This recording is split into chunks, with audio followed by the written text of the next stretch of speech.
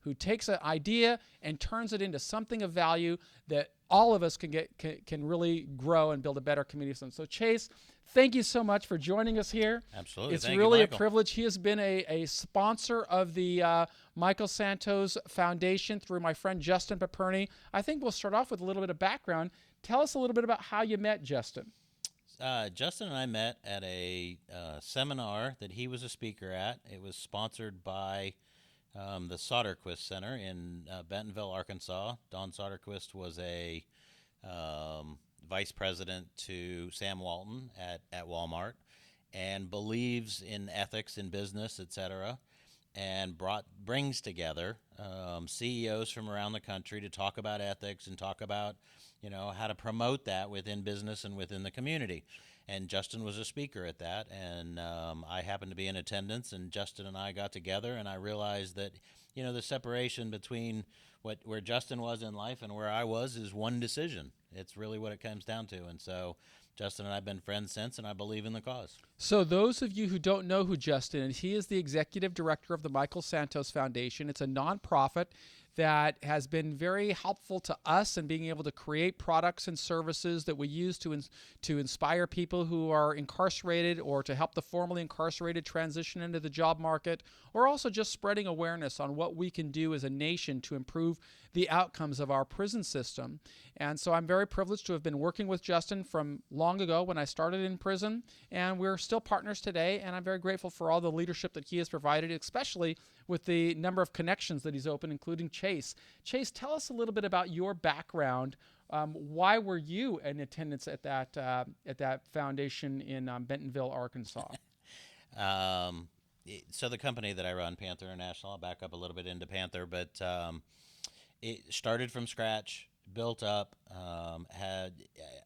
I live in Tampa. Well, wait a minute. It didn't start from scratch. You started it from scratch. So, it's really important for us to share that, because every one of our listeners has to also be starting from scratch. And that's why one of the lessons that I try and teach or suggest is that you've got to be the CEO of your own life. Here's a CEO that started with an idea, something that didn't exist, created it out of his own ingenuity. And I think that as he tells us his story, we are going to listen and learn that it's the same pattern that all masterminds follow. So Chase, what started Panther International?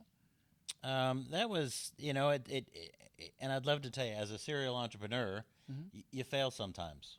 And I think one of the messages that I would pass on is that that's what being, a leader, that's what being a CEO of your own life or of business or whatever it is that's, even when it fails, you got to just get up and go again. And so Panther was not my first.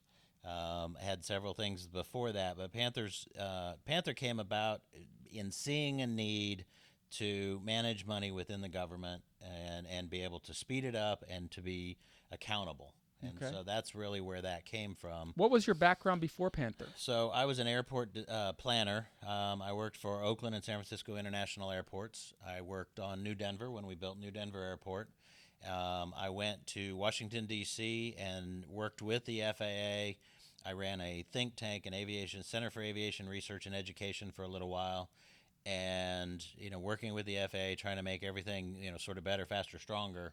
And eventually couldn't take the weight of government, if you will, and decided that the private sector was where I belonged. How old were you when you made that transition? 29 years old, 28 or 29 years old. So 29 years old, decided to start an entirely new career, basically. In a different place, started over. So tell us about that. How did you do it?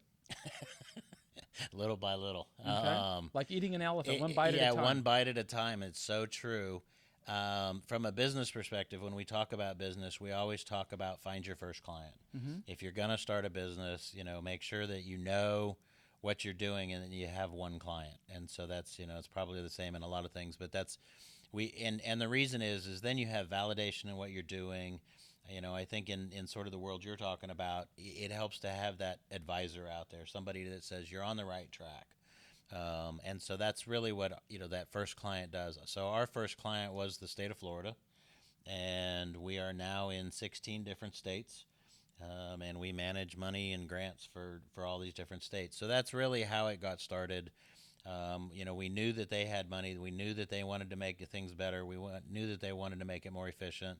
And so literally I built a company around that, and it takes time. There's When did you always start the company? 1994. Did it take a lot of capital to start this business, or was it just your hard work and ingenuity and building relationships? Hard work, ingenuity, and relationships. Okay.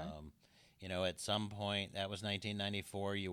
I worked my fanny off for a couple years, doing all the work. So single shop, and at some point found What was the work? Was it writing code? Yeah, writing code. We joke about that. What we do, we actually get paid more for not writing code, and what we mean by that is that it's really the relationships.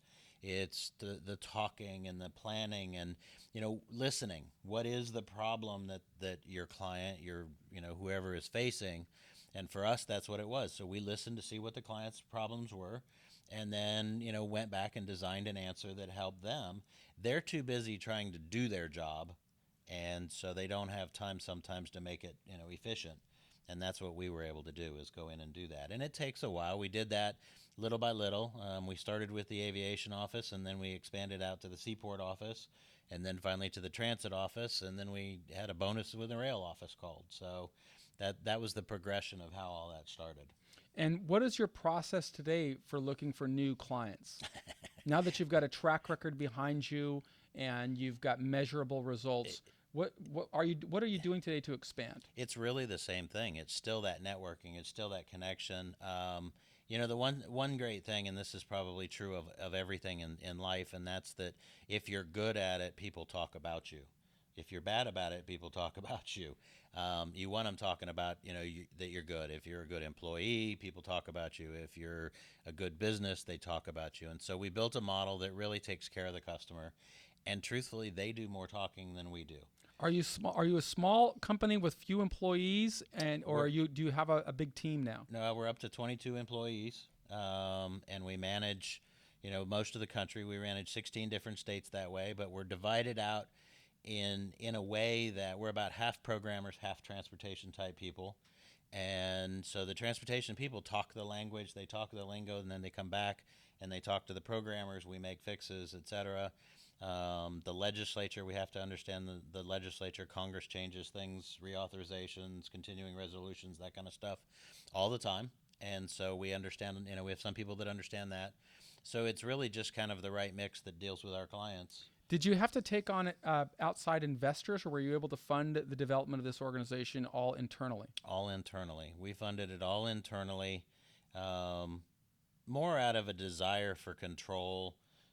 We could have grown faster. We could have done some of those things, but it's not a greed thing. It's here for the long term. I have little kids, or had little kids. They're getting big now. And so, we just wanted to do something that was very sustainable.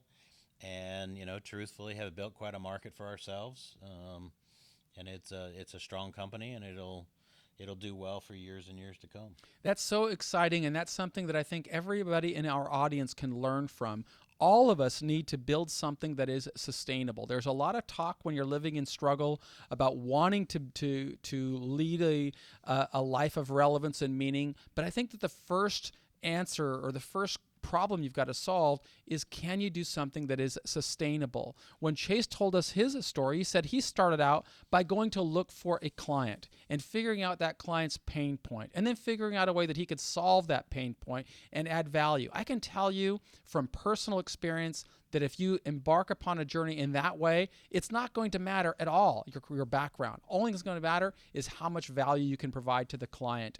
And that's something I think that I hear not only from you, Chase, but from so many other successful entrepreneurs, is what I aspire to build myself, to create some type of a product and service that can help more people who are going through struggle emerge successfully as law-abiding citizens. And I'm just so grateful, Chase, to you for sharing this story with us. Could you give our audience a little bit of hope of what's possible? How big is your company now? What kind of revenues are you doing now? Is that private? I'm gonna stay out of the revenues, but I'll give you some numbers that at least illustrate size.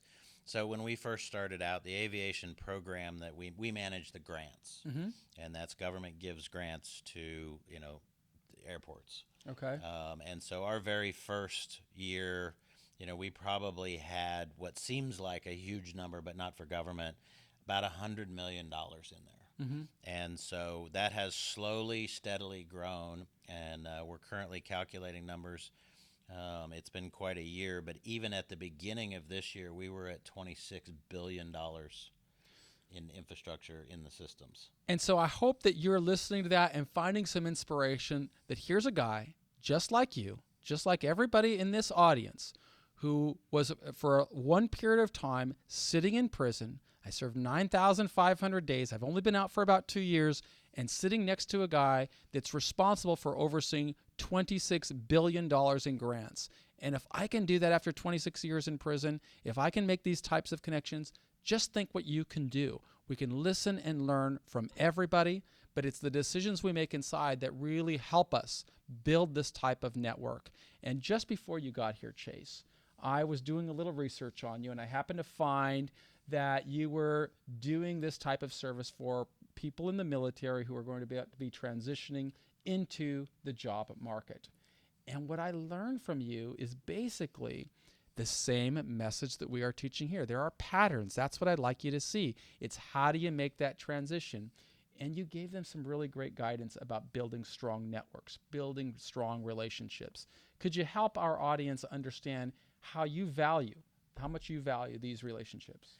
Absolutely. I mean, we talked about, how you get started originally. And I think that the relationships that you make anywhere are important. I think that if I ever end up writing a book, and I'll have to tap you for that kind of knowledge, but I think I would call it circles, because the circles of this, if the more circles that you get into, as long as you're sincere and you're really trying to just understand people, you've got a circle of your neighbors, you have a circle of who you work with, you have a circle of all of these. Those people can help you, and those people can help you, and they all know different people. And so it's really it's that magnitude thing, that it's the pebble in the pond. All those ripples, that one person that knows other people's. So when you have a need for something, they can help. When they need something, you can help them. And that's really, so I really do. I believe in all those relationships, and I believe in the networking, and truly helping people. Well, I can tell you that what you just spoke about was sincerity. And that's something that's important for anybody who is listening to the Earning Freedom Mastermind course, is being authentic, being transparent. That's a message that is not always easy to recognize or to embrace while you're living inside of that community or that environment that seems so exquisitely designed to extinguish hope. It's very easy to forget about the importance of authenticity. When I was teaching inside, I'd frequently hear men say that, hey, I can still have my friends that are criminals, and that's not going to, as long as I don't do wrong, that's not going to change my future. But the reality is, if Chase saw me as being somebody who was hanging around with criminals, I guarantee you he wouldn't be sitting in this chair right now. So while you're in the place that you are right now, if you're living inside of a jail, inside of a prison, you never know who's watching you.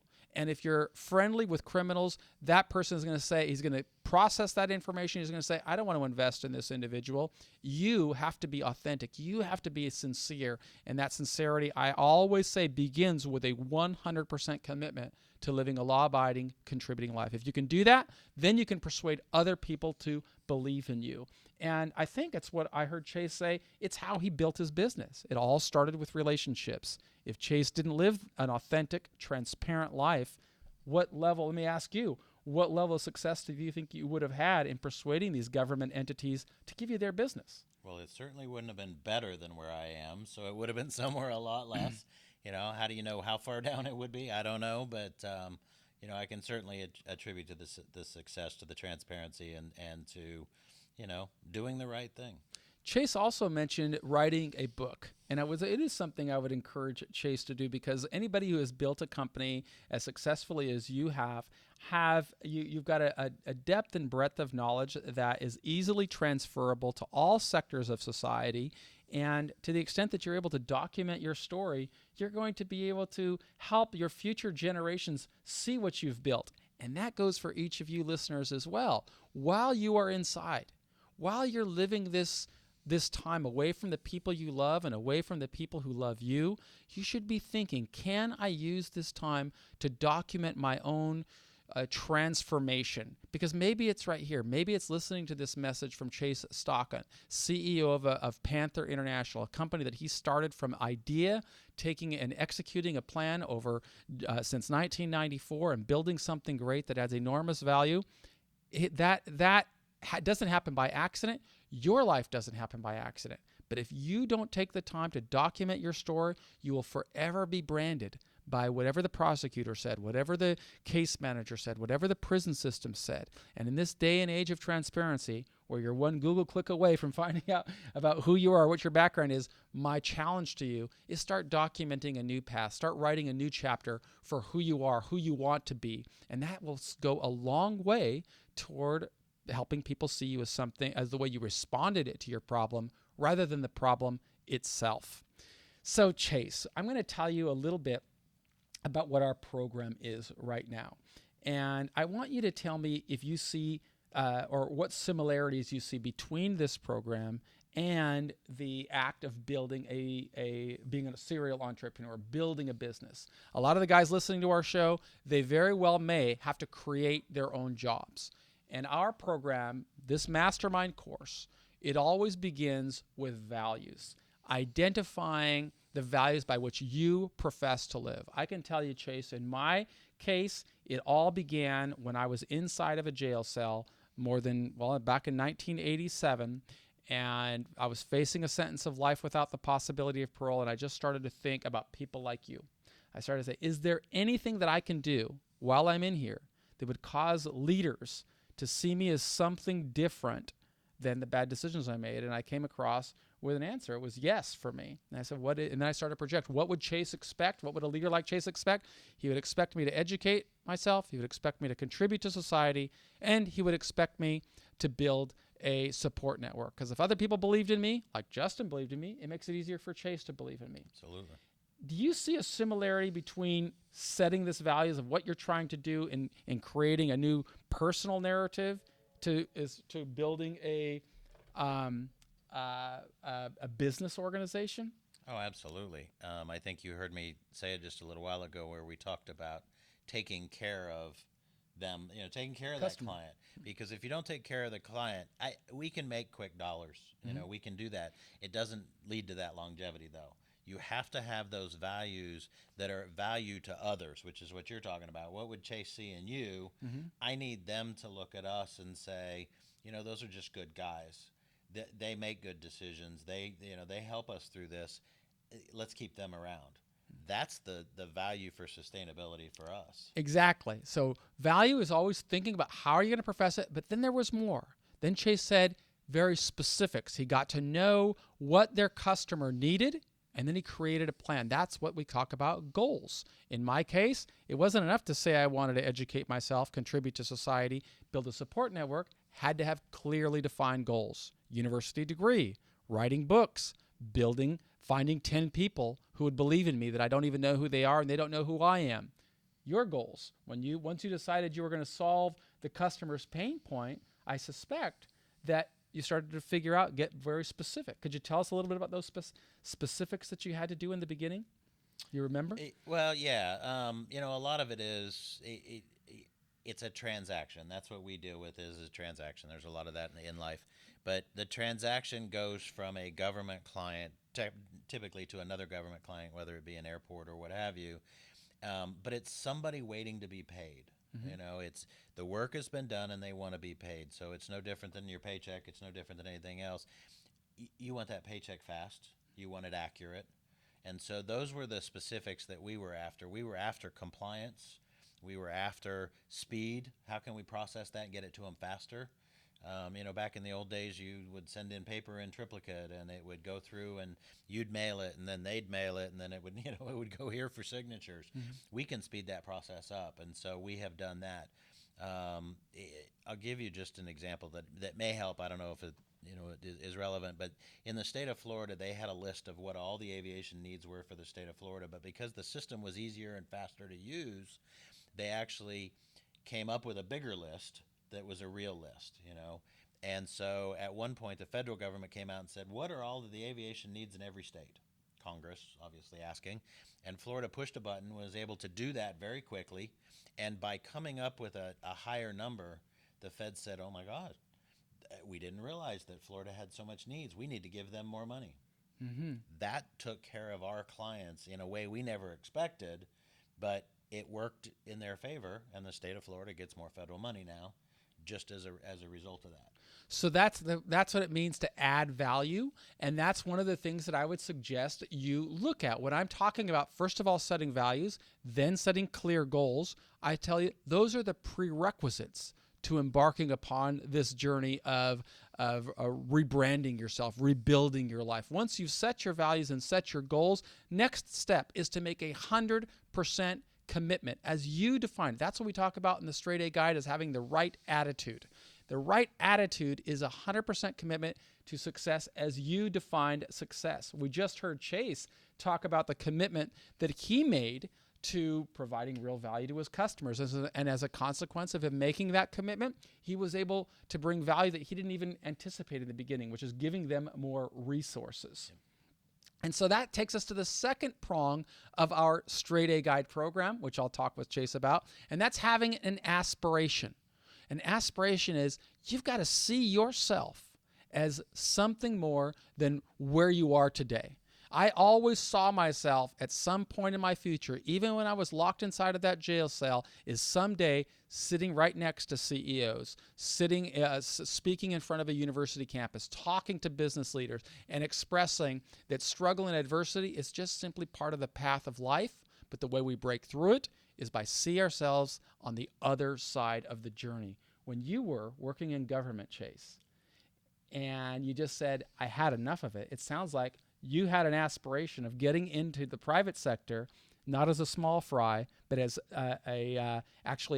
building a best-in-class company that's bringing real value to the people you serve. Well, let's take that one more step, and that's when I started. I was the guy. We talked about it off microphone, but I was the guy that was actually doing the design and turning the code to start with. And the aspiration is obviously not to be that guy, but to be able to expand that out. My aspiration was to be sitting in the chair next to you. Same thing. And so it is. It's important to know and almost have that vision of where you want to be out there. And you can't go too aggressively. There's steps that you got to go through to get to it. I had to work for years to get it ramped up and get it going. You got to get through the pitfalls and all of that. But to know that you are aspiring for something better is what keeps you going on the rough days. And that leads right into the third prong. And you see, what I'm trying to share with you and what I'm trying to do through this story with Chase is show you, I am not telling you anything that I don't personally live, that I didn't live through prison, that I don't live right out here in society, but I also don't see from other leaders in society. And that is the third prong here in this program, and that is action. No matter what values you set, no matter what goals you talk about, no matter if you make the 100% commitment with attitude, and no matter what aspiration you see, if you don't take that next step, you're nothing but a guy full of happy talk. And that next step is action. It's incremental action steps. Chase told us that he had to take that incremental action step of being the guy in the chair that's writing the code and then saying, no, I'm going to take action because I have a vision and I want to do something else. You took action. You moved to Florida. You picked up the phone. You did those cold calls. You talked about how you can add value. My challenge to each of you who is listening to this podcast is to ask yourself, what action steps are you taking today? Are you taking the action steps that are necessary to take you from where you are inside of a jail cell to where you want to be, leading your own life, building a life of relevance and meaning and contribution? When you do that, your life is different. And that takes us to the fourth A. You know what that fourth A is, Chase? I think it's something that you do every single day, and that's called accountability. You got to hold yourself accountable. Tell us the ways that you are held accountable in your business and the ways that you hold yourself accountable.